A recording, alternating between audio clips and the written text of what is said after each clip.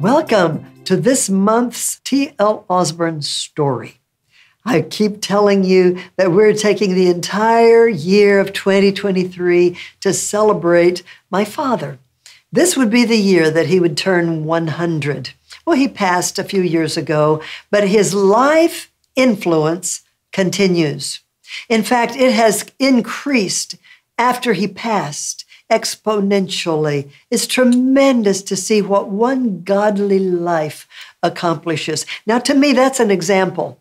We need to draw attention to those things that God does in those individuals so that we can learn, so that we don't just put my father on a pedestal, but that we allow his life example to be multiplied through our own obedience, our own faith. So my intention, not only to celebrate my father's 100 years of ministry influence, but also to share just some stories and help you see how they apply to you. You can learn lessons, the principles that have caused their ministry to be so effective. I love to think about these things and certainly to share them. Many of the details of his story have been written, but his whole life story has not been written. But there are things that I want to share with you that will be so helpful and bring a blessing to you. Now, in this segment, I want to continue where we left off. We've talked about his early life, his birth. We've talked about how he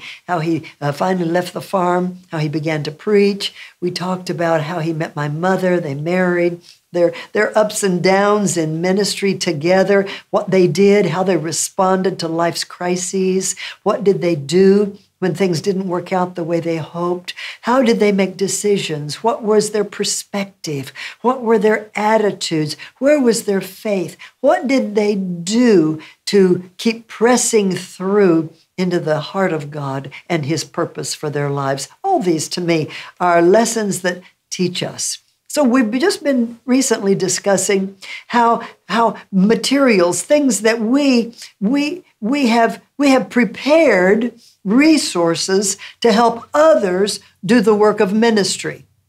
I'll talk later about our tools for evangelism. There's a wonderful story that goes with those, but I just want to focus right now. We left our saga off by talking about the miracle films that were giving testimony to what God was doing in the great healing evangelism crusades or festivals. And so we talked about that. Now I want to take you to another first.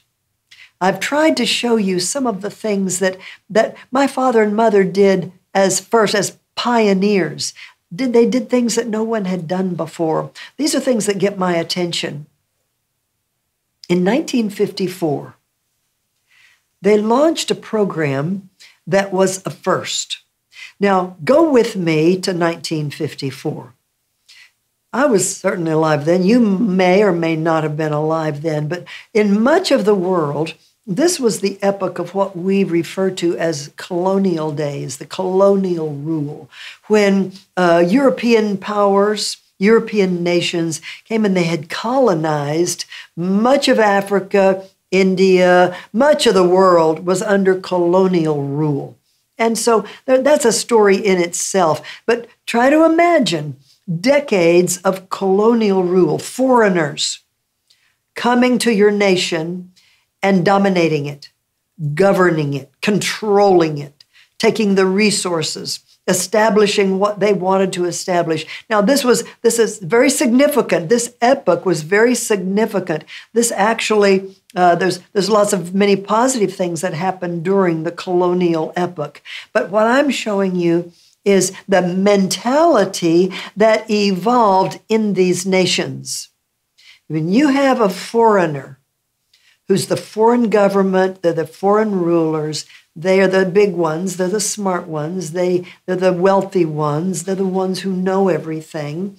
They come in and I don't want to use a negative term, but I will say they come and impose their lifestyle and their standards, their culture on these nations.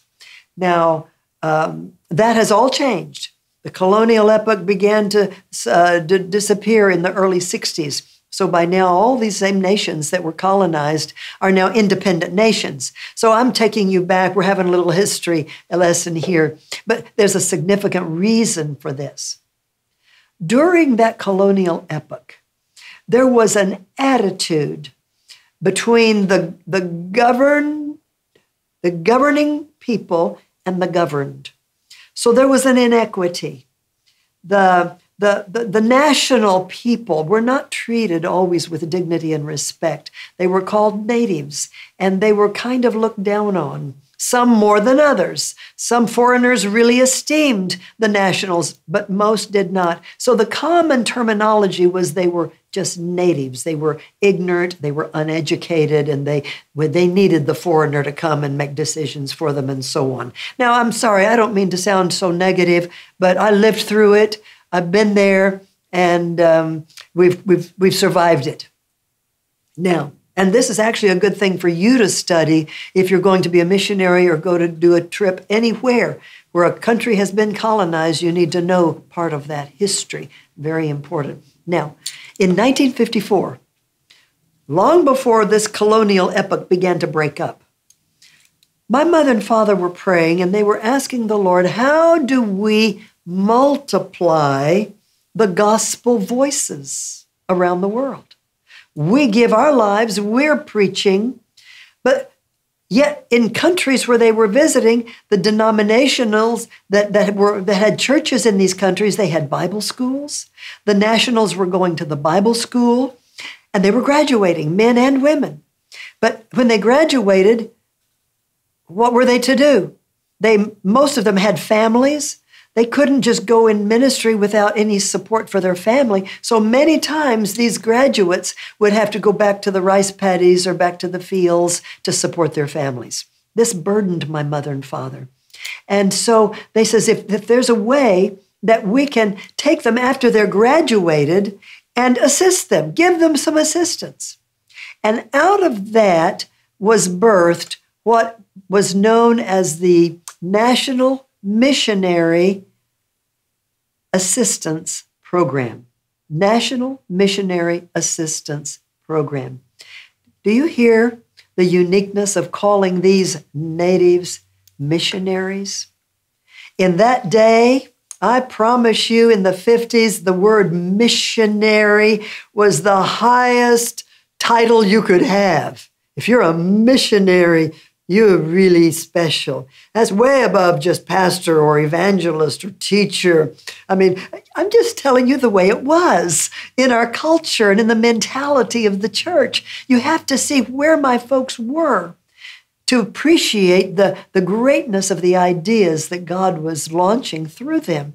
So national, so they didn't have their own nation at this time. National, missionary. No one ever called a native a missionary. Assistance program. And this was a program that allowed us to gather sponsors, people from other Christian nations who wanted to have help. And we could sponsor a national missionary and his entire family for 1 year.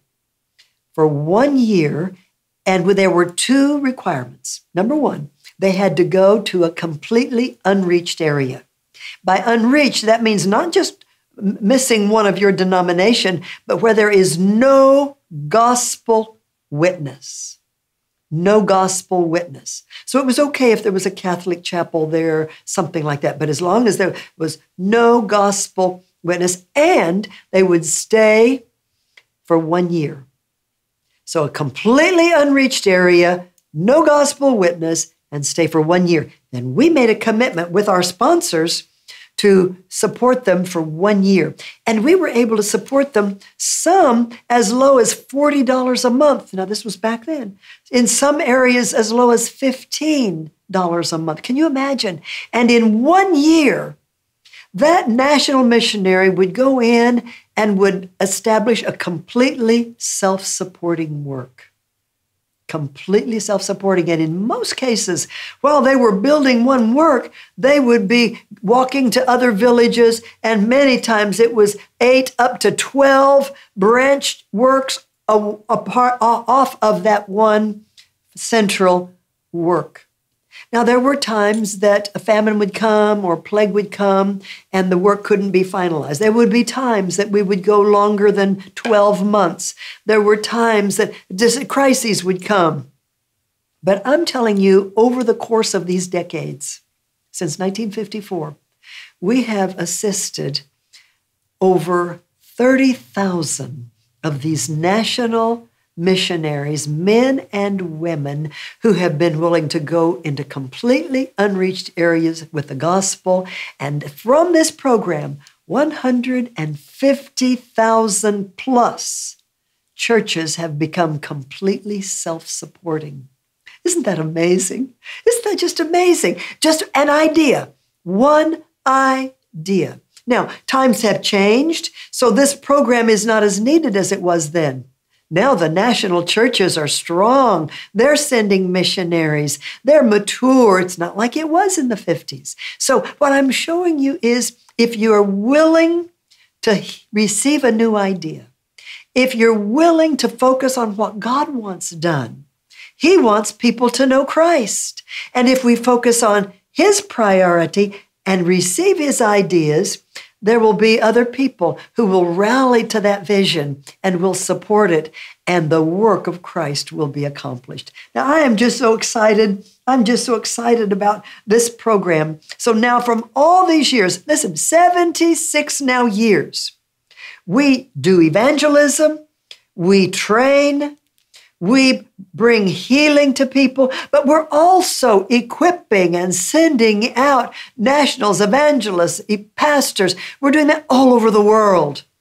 Because why? We believe in people. God believes in people. He believed in you. He believes in us. And so we purposed to be like Him in that way and believe in people, not to think we're the only ones that can do anything for God. Oh, no, we're just one. But He has lots of people. We work together to accomplish what He wants. I love that story. Thank you for allowing me to share it with you. Now, I'll see you next month. Let's continue these sagas of T.L. Osborn's 100 years of life, ministry, and influence.